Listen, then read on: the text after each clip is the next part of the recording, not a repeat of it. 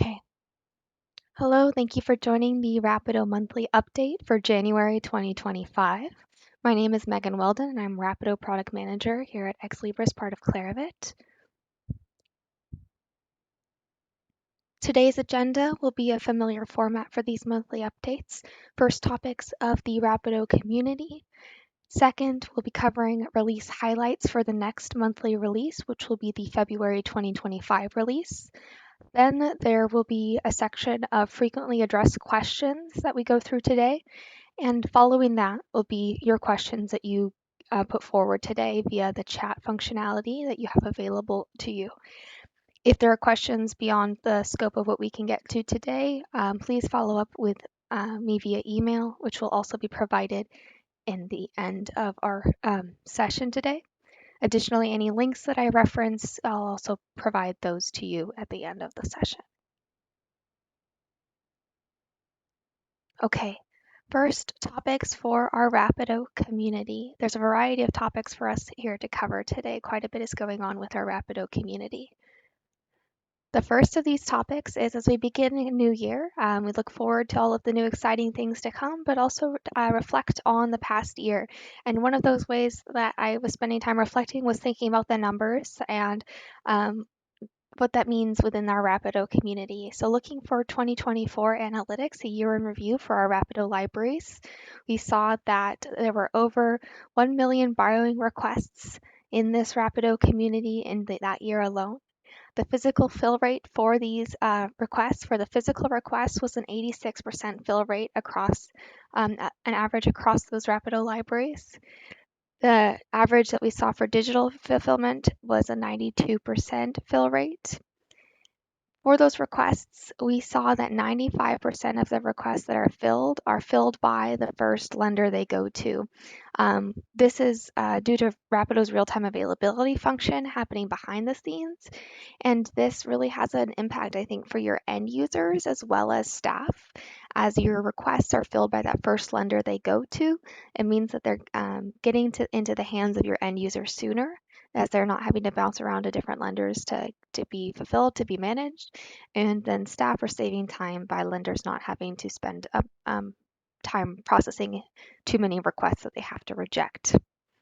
When I look at how these borrowing requests come to be in the ecosystem, I saw that 81% of these requests are placed by our end users via the Rapido offers. The other portion of requests are submitted in combination by users going to the blank form, staff manually creating those requests, or perhaps via APIs, but a bulk of requests that come into the Rapido landscape come in through Rapido offers in the discovery. And then when I look at how these requests are filled and who our partners are, I see that 85% of requests in 2024 were filled by another partner who's also using an Xlibris resource sharing solution. So that's just a year in review at a glance of what the numbers from 2024 look like. As we move into the year, we've already had 2 new libraries go live, University of San Diego and Bangor University. Welcome to the Rapido community.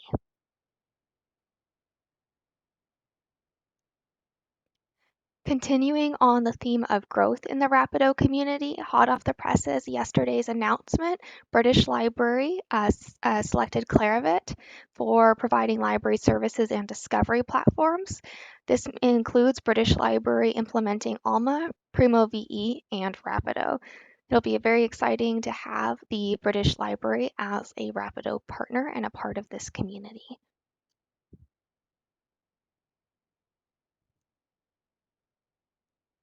Okay, January's been a busy month. You may have seen that the January release included the ebook functionality that we've been working on, and it's now available to you. This functionality is going to be continued to be developed. We have a few things on the roadmap already for this year for additional aspects of the ebook functionality, but we are we're very excited to have the libraries tested end to end and then deliver on the functionality in the January release. So for your knowledge, there's already an ebook pod available for DRM-free items for the internet, and it's international, so it's anyone in the Rapido community who can lend DRM-free items and borrow DRM-free items can participate in that pod. And when I was again looking at numbers for the year, it was exciting to see that we had our first ebook request actually happen out in the wild with CSU Sacramento as the borrower and University of Wisconsin-Madison as the lender. If you have questions about the ebook release, there are release notes there. There's a recording from last month, and I'm also happy to chat with you about what that can look like at your library.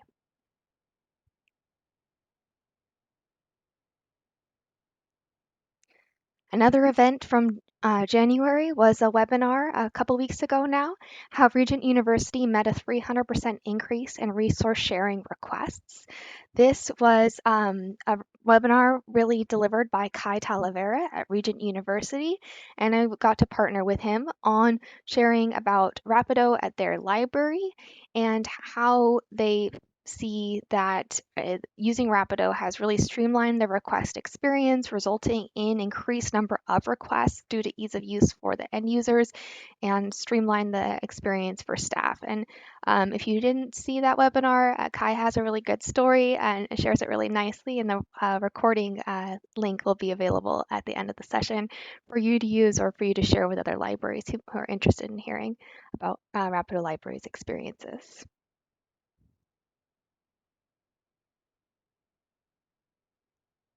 Additional webinars that may be on your radar here, there will be announced via the listserv that shares about the monthly upcoming webinars, but there are a couple here that may be of interest to your community colleagues, and especially of interest if you have libraries who you're wanting to work with as you as a Rapido library and they want to partner with you via Alma resource sharing. There's a couple good webinars coming up, each with 2 different time slots.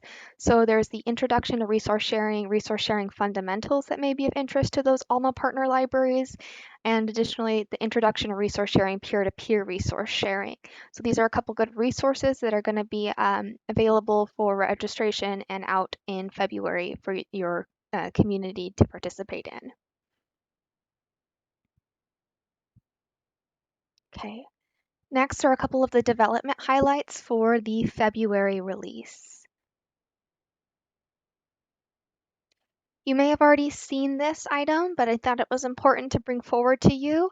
In the Rapid ILL listserv, the Rapid ILL news to prioritize electronic holdings over print, with the expected outcome to reduce lending workload and time to fill requests for the lending staff, which can result in faster turnaround time for users and the improved quality of accessibility from the Born digital option. It's an important development for a couple of reasons. First, it's the first significant update we've made to the Rapid ILL routing in some time. And secondly, more importantly, it really is the most frequently requested update from the community in recent history. It's come up in a lot of conversations we've had there with the resource sharing community.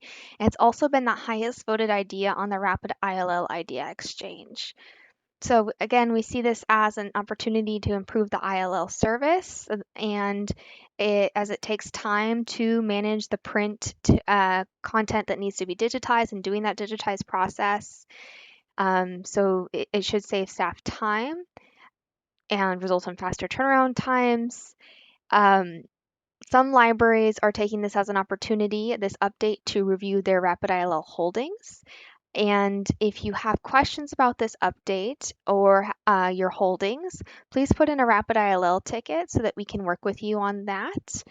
We have done analysis over the past several weeks, and we believe that the Rapid ILL community members will see little change to the number of lending requests they receive. However, a small percentage of libraries may see some reduction in their lending requests.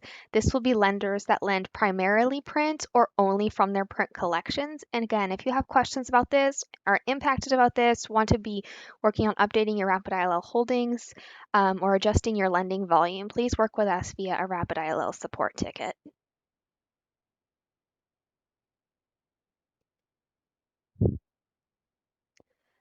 The next development of the February release is the option to enable your users to access the requested content without authentication. So why might this come into play? There are libraries who don't allow or who don't require their users to authenticate to access the requested electronic content. If this is your library and you want to use the functionality, you'll need to go into Configuration, Fulfillment, General, Other Settings, and there's a new value there that you'll see, the rs_no_authentication_document delivery, and set that to true. However, the document delivery notification letter also includes a link to access without authentication. That is another aspect of this update. So if you want to use this functionality, and you are using the document delivery notification letter out of the box, it will be there. However, we do not change the letters for libraries who have made customizations to their letters. Thus, if you want to have this kind of without authentication link access within your letters, you will need to update your document delivery notification letter. And the code that you would need for updating your letter is available in the letters documentation. So what that may look like is here on our next slide. In our document delivery notification letter, this is the new, what it looks like out of the box. And you can see highlighted in red the without authentication link option to click here. So that is what it can look like. And of course, you can always customize your letters further for that text to read something different if this is an option that you're providing for your end users.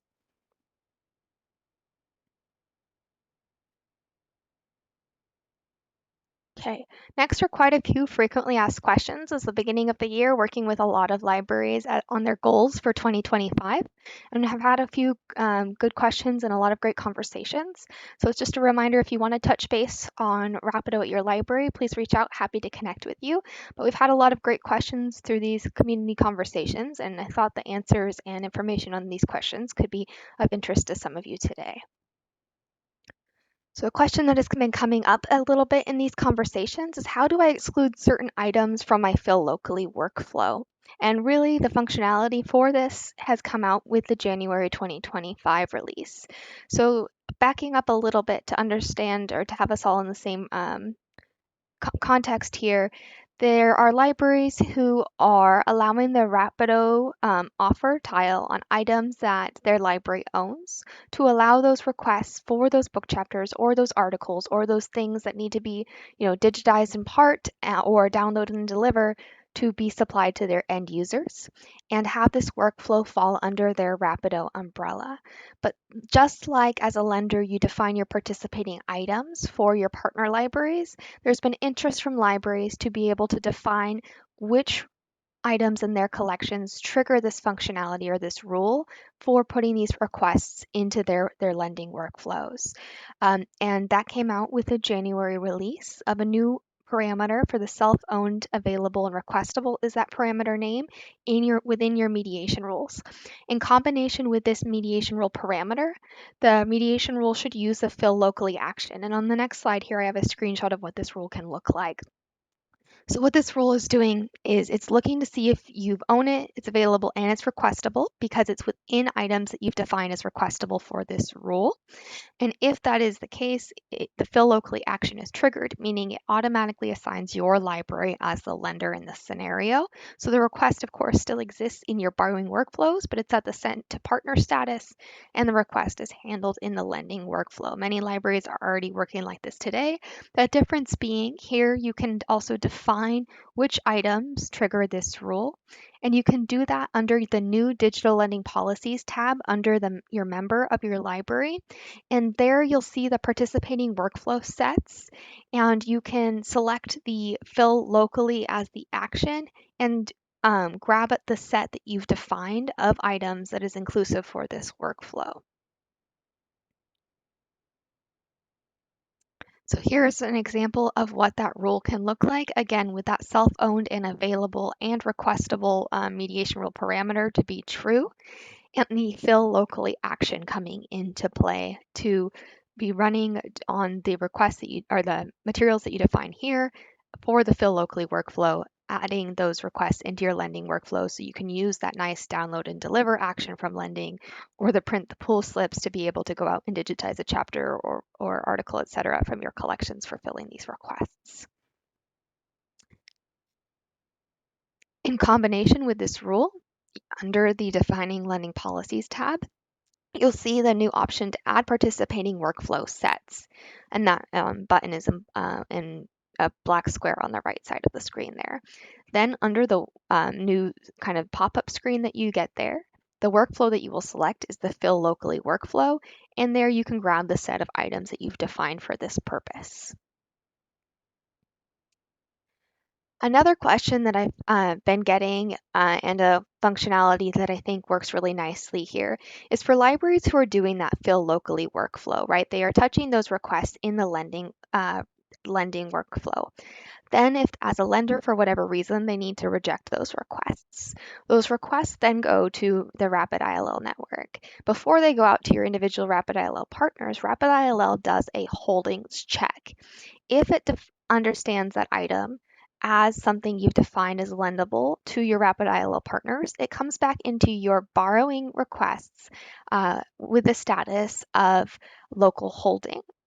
Then you've already touched this request in lending, and if the local holding request, you've already processed it in lending and you do want it to go back out to the Rapid ILL network, from that borrowing request, you are now selecting that override local holdings action to send it back into that Rapid ILL network. Some libraries rely on the local holdings status and use that for their document delivery workflows.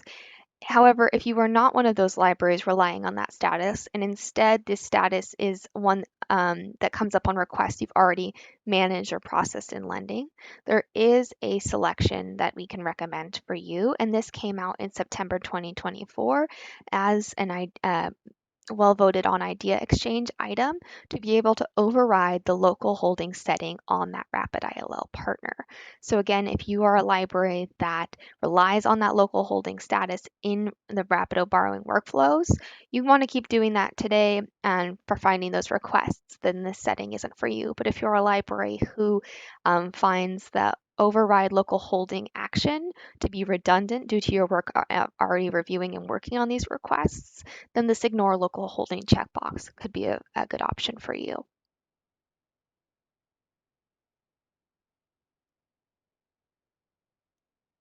Additional questions that have come out relate to this pop-up functionality.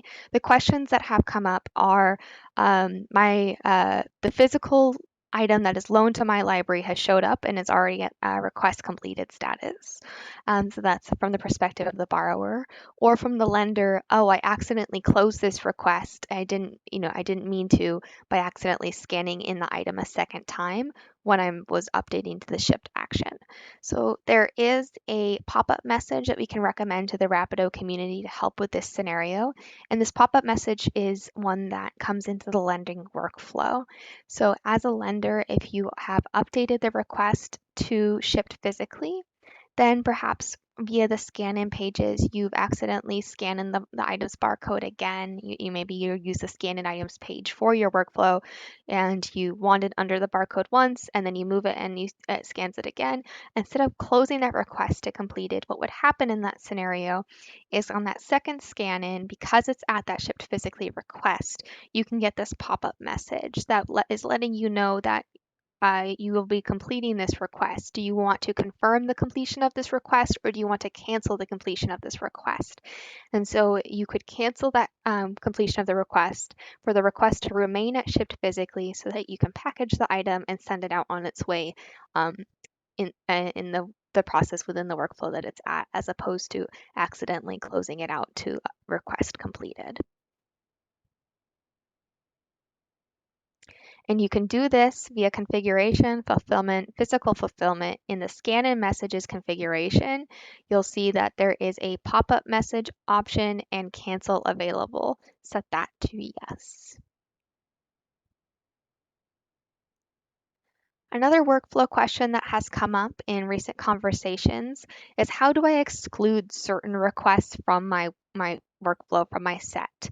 And so that is an option that came out in the June release of last year. You may already be familiar with creating sets, how you select the checkbox on the left-hand side of a facet to add that facet to your set. If you want to create a set that includes certain values but excludes others, you can do that by hovering over that facet value. And in our example in the second image on our screen here, that hovering over it gives you that red box that you can select to exclude on that facet. So here in our example, we are excluding on the owning library of time. Maybe we want to find all of the other requests, but not the ones owned by library named time. You can use this in a variety of different examples. Perhaps you want to find sets that help you find all of your lending requests except from a particular partner, because you process those partners' requests in a different set, as you have some partners that you're working with via mail versus others that you're working with via courier, and you want to differentiate which sets you process during at different times of the day for managing your workload. There's a variety of examples that this may come into play for, so it's one to consider in making your sets to help you manage your requests and organize your workflows. Related to set management and creating sets, you can also customize the set facet order. So on the left-hand side of the screen, we see that Rapido indicator is followed by labels, is followed by activity status. If you're somebody who does a lot of creating sets, or you filter on certain facets quite often, you can organize your set facets to be in an order that makes sense to your workflow. And so here on the right-hand side, we can see that that change is in play. Another thought on this is if you are frequently faceting on a particular or facet there, it may be worth a set that helps you find those particular requests that you're regularly searching for. Another way that you can customize your view in Rapido is you can customize the columns of those requests and the order of the actions in the actions list. So you can see that on the gear icon, your different customization options, so that you can change your view within Rapido. These kinds of changes affect your user's view. They don't come into play for your colleagues, just like when you go into you're managing your sets in that under the task list and you manage the sets and you can drag and drop the sets to organize the order that you see them in. That is a change that just modifies the visibility for you, just like, and it allows you to customize your set order or your actions order depending on what is most predominant in your workflows and what your priorities are. So I'm going now to put my email up on the screen for a moment, and then also provide the various links that I acknowledged today. There's quite a few of them. So I'm going to end screen sharing to put those into the chat, and then take a moment to see any questions that have come forward into the chat today.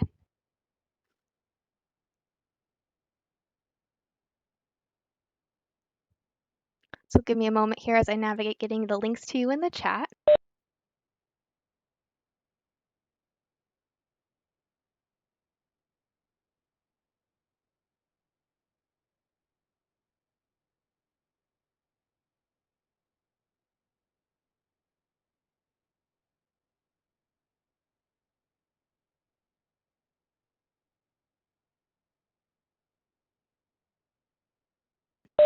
Okay, coming into the chat now are different links that I acknowledged throughout the conversation today. So the first one being a link to fields that are available to add to your customized letters. Next is a link regarding the update on the rapid ILL routing of electronic overprint. Following that is the link to the recording from Kai's presentation about Regent University's use of Rapido. Then you'll find the 2024 release notes highlights. It can be worth seeing what was new last year that you may want to be thinking about as you move forward into this year and implementing. Then you'll find a link to the Rapido monthly webinar registrations that gives you the option to register through these monthly updates through June at this point, and the link to the Rapido release notes, which go hand in hand with these webinars, and then the link to the Rapido listserv. Next, I'm going to grab the links to those upcoming ALMA resource sharing webinars that can be good resources to share with your ALMA resource sharing community.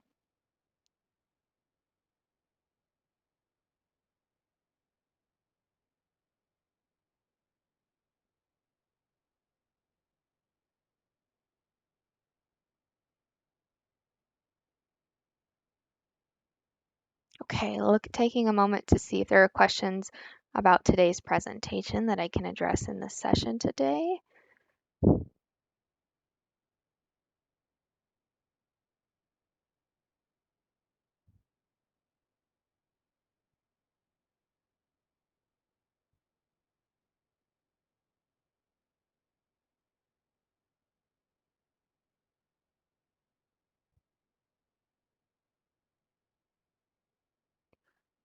And I'm not seeing any questions in the chat or in the Q&A feature on today's content.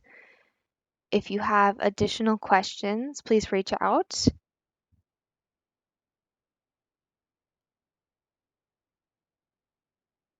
Giving it another moment for any questions to come in here.